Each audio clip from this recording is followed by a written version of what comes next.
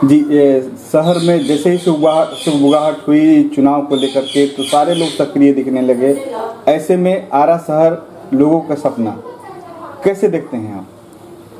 देखिए, आरा शहर को 2005 में निगम बनाया गया कि यहाँ के लोग को बेहतर बुनियादी सुविधा प्राप्त हो सके, लेकिन मैं समझता हूँ कि आरा के जन जन का सपना अधूरा और खंडहर रह गया। उससे पहले नगर परिषद था, नगर परिषद के तुलना में भी किसी तरीका का व्यवस्था नहीं हो सका। आज आप रोड की हालत देखेंगे, खंडहर है, ट्रैफिक की व्यवस्था खंडहर है, सुरक्षा का जो स्थिति वही बुरा है। आप सफाई देखेंगे तो आप देखेंगे कि रोड धूल से पटा हुआ है, इतना प्रदूषण, वायु प्रदूषण है। यहाँ के अंदर में जैसे देश में बिहार पिछड़ा है, वैसे बिहार में ये भोजपुर का आरा मुख्यालय पिछड़ा है। यहाँ स्थानीय भी प्रतिनिधि हैं, राधाचरण सेठ जी हैं, इनका अपना बड़े बड़े मॉल है, व्यवसायी हैं, लेकिन इनको ये सब क्यों नहीं दिखाई पड़ता है? मान लीजिए हमारे विधायक और सांसद दूर के दूसरे जगह के हैं, लेकिन ऐसे ऐसे कई हैं स्थानीय जो अपने शहर के बेहतरी के लिए कुछ क्यों नहीं सोचते हैं। तकलीफ होता है कि अगर हमारा कोई अपना नहीं हो तो एक अलग की बात है, हम लोग तो उपेक्षा करेंगे ना। अगर वो कहेंगे तो प्रशासन उनकी बात को मानेगा। मेरे जैसा व्यक्ति ट्रैफिक के मामले पर 2 बार 14 और 17 में CWJC और MJC किया, जिसका आदेश प्रशासन में पड़ा हुआ है। आपको मैं बताना चाहूंगा कि शहर में कुछ भी होता है बिना प्लानिंग।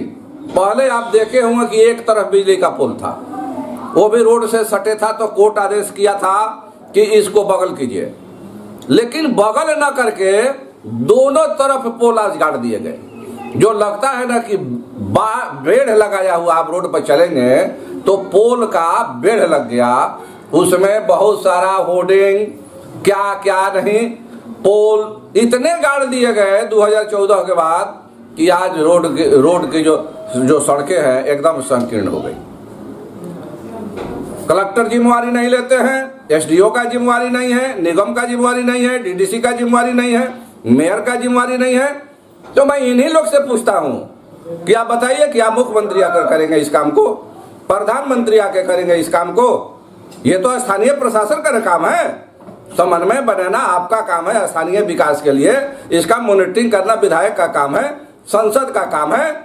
लेकिन ये लोग कोइलवर पुल, रेलवे, 4 लाइन को दिखाते हैं कि देखिए सरकार मेरी बड़ी विकास कर रही है। मगर मैं कहना चाहता हूं कि विकास कर रही है, दीर्घकालीन योजना का हिस्सा है, कर रही है, तो आपको निगम पर जोर क्यों नहीं चलता है? स्थानीय प्रशासन पर जोर क्यों नहीं चलता है?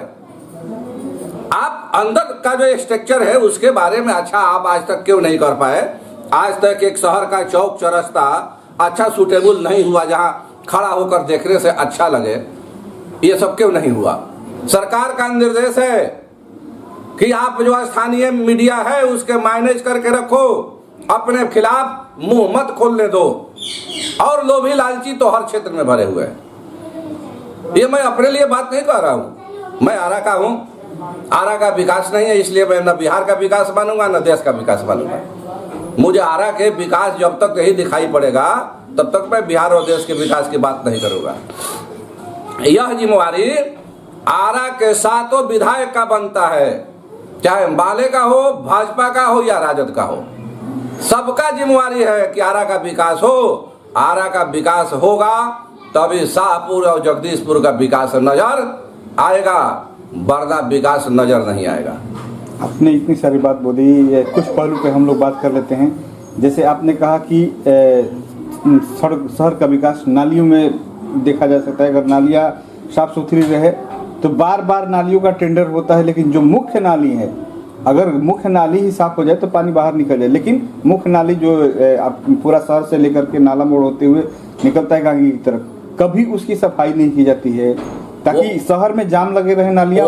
मैं बताता हूँ कि ये जो आरा का जो बनावट है, देखिए कछुआ की तरह है। कछुआ का जो पीठ होता है ना, यही आरा के लिए सौभाग्य है। लेकिन यहाँ का निगम और डेवलपमेंट अफसर ने कमीशन खा खा के ऐसा कर दिया कि ठेका देने के बाद में टोटल काम ठेकेदार पर छोड़ देता है। और आप रोड देखेंगे कि इस तरीका से हो गया है। रोड का फलाई ऊंचा, रोड खाला। और नाली का क्या होता है कि नाली गोपाली चौक से साफ की जाएगी, लेकिन गोपाली चौक का पानी मिल्की महला होकर निकलता है गांधी पर, वो जो निचला जो मुहाना है वो साफ नहीं होता है।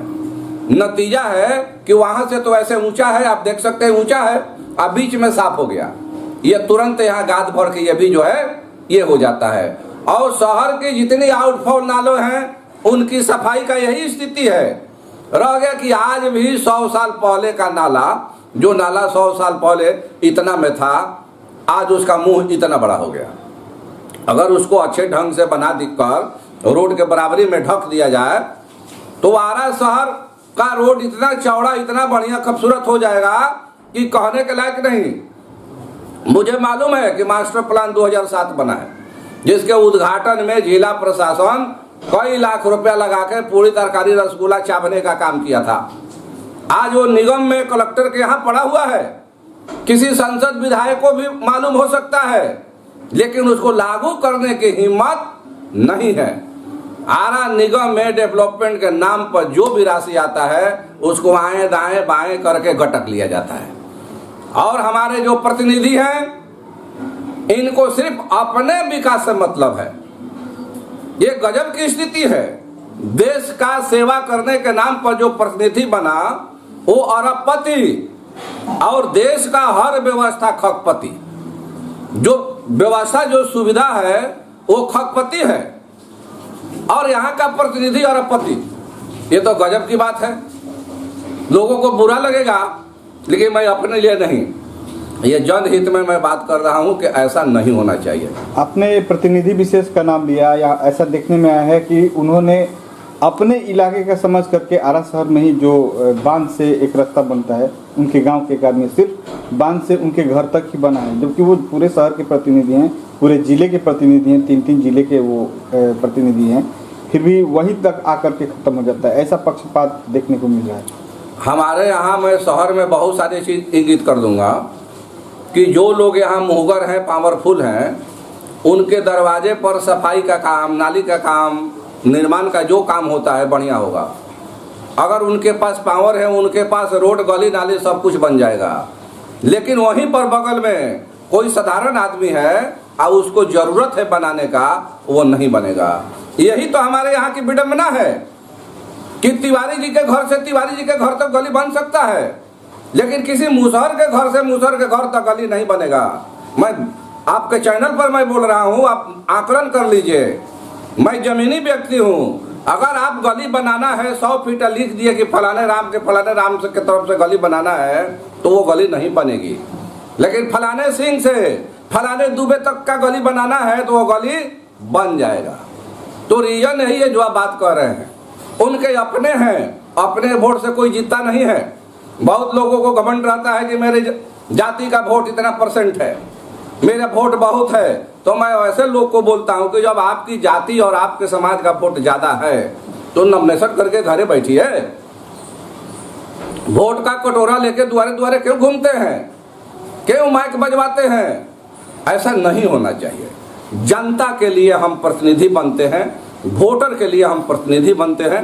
समस्या किसी का है, हम ध्यान से सुने, उसका दिखवाएं उसको, और सही में वहां जरूरत है तो वहां पर बनना चाहिए। वोटर का कोई जात नहीं होता है, जनता का कोई जात नहीं होता है। और मैं दावा कर सकता हूं कि देश का कोई भी विद्वान यह साबित नहीं कर सकता है कि जनता और वोटर का कोई जात होता है। कुल मिलाकर के जितनी बातें हुई हमारी आपके साथ में, ऐसे में प्रशासन भी देख रही है कि शहर बनना चाहिए, प्रतिनिधि भी देख रहे हैं, जनता भी चाहती है शहर बने। क्या होगा इस शहर का? इस शहर का देखिए, यहाँ बहुत बड़ी क्रांति की जरूरत है। हम यहाँ जात पात में बटे हुए हैं। एक तो आरा शहर जो है सोशल वर्कर के रूप में मरा हुआ टाउन है। 11 में हमने बिजली का आंदोलन शुरू किया था, और 11 के बाद में जो साथी हमारे साथ बैठते थे वो धीरे धीरे अपने जातीय समीकरण बनाकर अलग हो गए।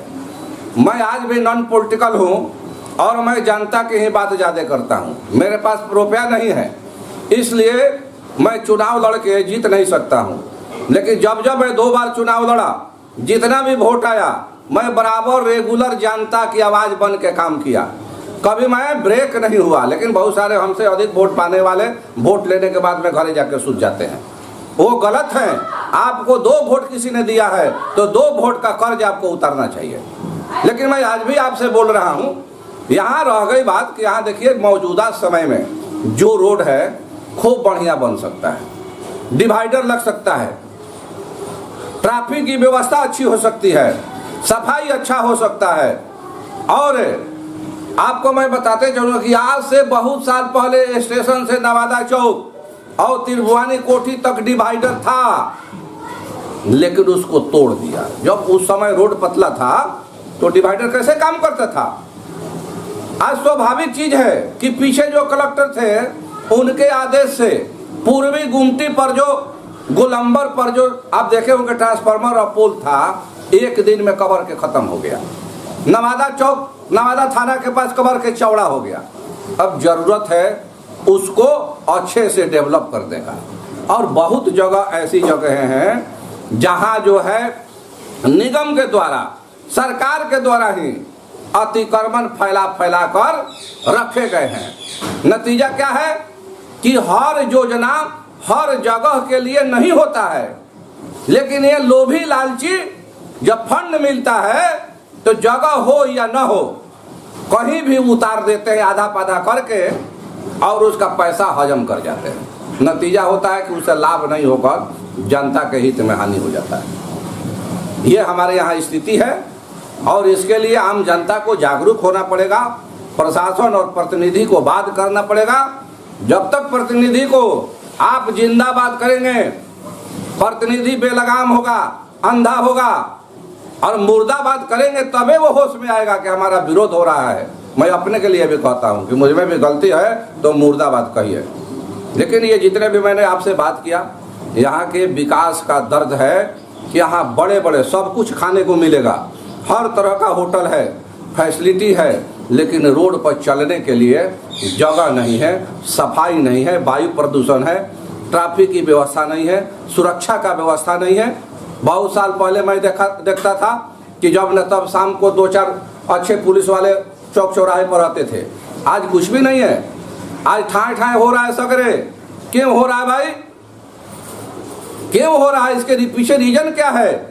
आपकी जो अंदर की जो मानसिकता है वो बहुत कमजोर है। आप चाहते नहीं, आप सारी सुरक्षा वीआईपी के पीछे चलाना चाहते हैं, आम जनता के लिए कुछ नहीं रखे हैं। लेकिन आम जनता के लिए जब रख दीजिएगा तो वह सुरक्षा वीआईपी को जरूरत ही नहीं पड़ेगी। तो ये दिक्कत है कि जो कार्यपालिका है, अभी सुप्रीम कोर्ट के जज ने कहा है कि कार्यपालिका और विधायपालिका के निष्क्रियता के कारण अदालतों में मुकदमे बढ़ रहे हैं।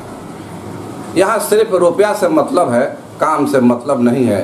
पीस रही है हर तरफ से जनता, और जनते के लिए विकास और व्यवस्था की जरूरत है जो आज का जो कार्यपालिका है देने में सक्षम नहीं है। विधायपालिका का तो काम होता है मॉनिटरिंग करना।